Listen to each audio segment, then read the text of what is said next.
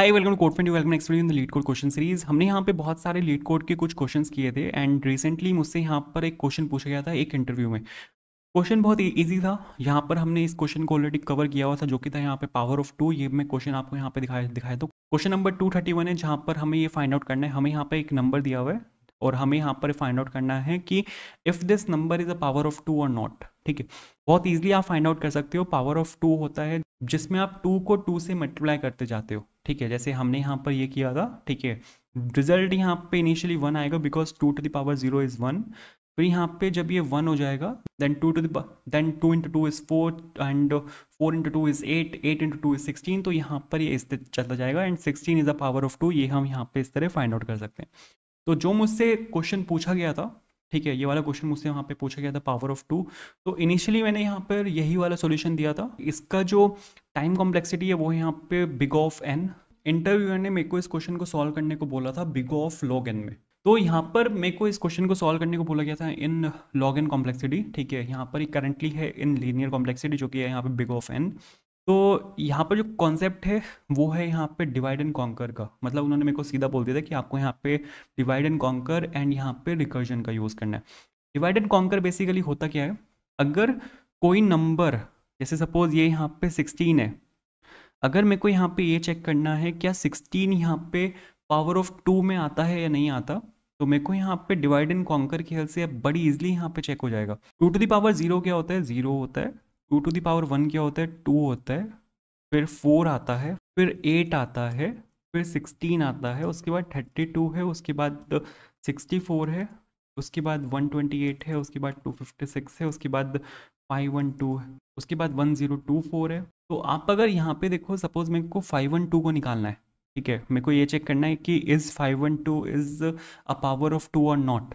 तो मेरे को यहाँ पे कुछ नहीं करना, 512 को मेरे को टू से डिवाइड करते जाना है। मेरे को यहाँ पे इसको टू से तब तक डिवाइड करना है जब तक कि जब मैं लास्ट में इसको टू से डिवाइड करूँ तो वो ज़ीरो ना आ जाए। डिवाइड एंड कॉन्कर से ये क्वेश्चन बहुत ईजिली हो जाएगा। मैं आपको यहाँ पे सीधा सॉल्यूशन दिखा देता हूँ। तो यहाँ पर मैं क्या कर रहा हूँ, इसको यहाँ से हटाते हैं। सबसे पहले मेरे को यहाँ पे कुछ जो एज केसेस हैं वो मेरे को यहाँ पे कैलकुलेट करने पड़ेंगे। अगर सपोज आपका जो एन है वो यहाँ पे इक्वल्स टू वन है, क्योंकि two to the power zero क्या होता है, वो वन के इक्वल होता है। तो अगर आपका यहाँ पे ये एन आपका यहाँ पे वन के इक्वल है तो आपको यहाँ पे रिटर्न कर देना है तो ट्रू। क्योंकि यहाँ पर क्या है कि आप जब उसको नंबर को जब टू से डिवाइड करते जाओगे तो यहाँ पे वन नहीं आएगा। तो आपको ये वाला जो एच केस है उसको यहाँ पे अलग से हैंडल करना पड़ेगा। इसके बाद आपको यहाँ पे एक और एच केस यहाँ पे हैंडल करना है। सपोज आपके पास यहाँ पे two to the power less than one है। यहाँ पर अगर सपोज माइनस वन है या माइनस टू है, ऐसा कुछ आता है, तो उसको भी हमें यहाँ पे हैंडल करना पड़ेगा। तो इसको ले लेते हैं लेस देन वन। अगर जो n की वैल्यू है वो लेस देन वन है तो उस केस में आपको यहाँ पे कर देना है रिटर्न फॉल्स। लेकिन अगर ऐसा नहीं है तो सभी एज केसेस, अगर आप काम यहाँ पे काम कर चुके हो सभी एज केसेस पे, उसके बाद आपको यहाँ पे जो नंबर है उसको टू से मॉडुलस करना पड़ेगा और आपको यहाँ पे रिमाइंडर चेक करना है। अगर आपका रिमाइंडर जो है वो जीरो के इक्वल है तो return true, else return false. ठीक है, जैसे अगर सपोज मैंने यहाँ पे 13 है मेरे पास, 13 को मैंने यहाँ पे टू से डिवाइड किया तो टू सिक्स टाइम्स 12, रिमाइंडर बचेगा वन। अगर रिमाइंडर बच रहा है तो वो टू से डिविजिबल नहीं है। अगर सपोज मैंने यहाँ पे 256 को टू से डिवाइड किया, ठीक है, या फिर 128 को सपोज मैंने यहाँ पे टू से डिवाइड किया, तो 128 को जब मैं यहाँ पे टू से डिवाइड करूँगा रिजल्ट आएगा 64, जो कि क्वोशंट होगा एंड रिमाइंडर यहाँ पे जीरो होगा। तो अगर रिमाइंडर यहाँ पे जीरो है तो हम उसको फर्दर डिवाइड कर सकते हैं। तो रिटर्न कर रहा हूँ मैं यहाँ पे रिकर्जन में, यहाँ पे चला रहा हूँ फंक्शन नेम में, मैं यहाँ पे वही डाल रहा हूँ इस पावर ऑफ टू, और इस बार मैं यहाँ पे n डिवाइडेड बाय टू डालूंगा। ठीक है, मैंने ये मेरे पास यहाँ पे n था, मैंने यहाँ पे सेम फंक्शन डाला इस पावर ऑफ टू और मैंने यहाँ पे डाल दिया n डिवाइडेड बाय टू।